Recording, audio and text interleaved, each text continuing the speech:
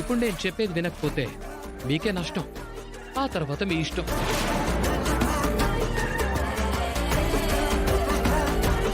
అది అందరి సమక్షంలోనే చెప్పాలి.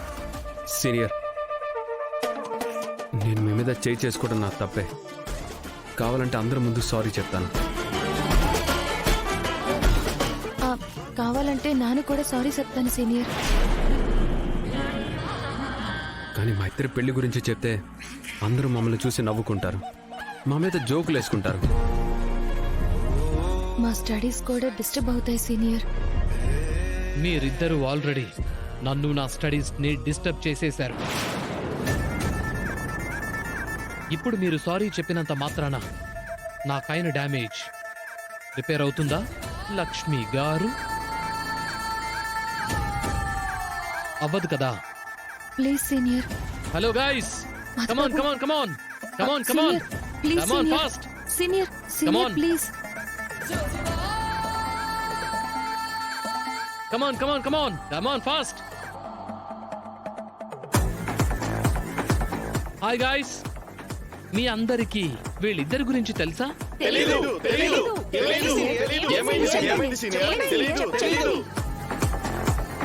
మీకు తెలీదనే తెలియజేద్దామని పిలిచాను.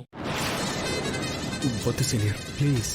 అదేంటి మ్యాడీ, కాలేజ్ మొత్తానికి తెలియాల్సిన ఇంపార్టెంట్ మ్యాటర్ని దాచుకుంటే ఏమొస్తుంది? గాయ్స్, వీళ్ళిద్దరి మధ్య ఉన్న సంబంధం గురించి మీ అందరికీ తెలియాలి.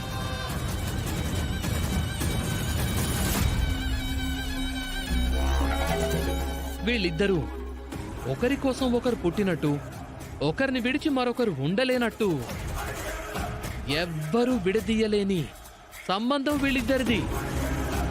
ప్లీజ్ సీనియర్ వద్దు. హలో హలో, విడదీయలేని బంధం అంటున్నారని వీళ్ళిద్దరూ భార్యాభర్తలు అనుకున్నారా? కాదు, వీళ్ళిద్దరూ బెస్ట్ ఫ్రెండ్స్.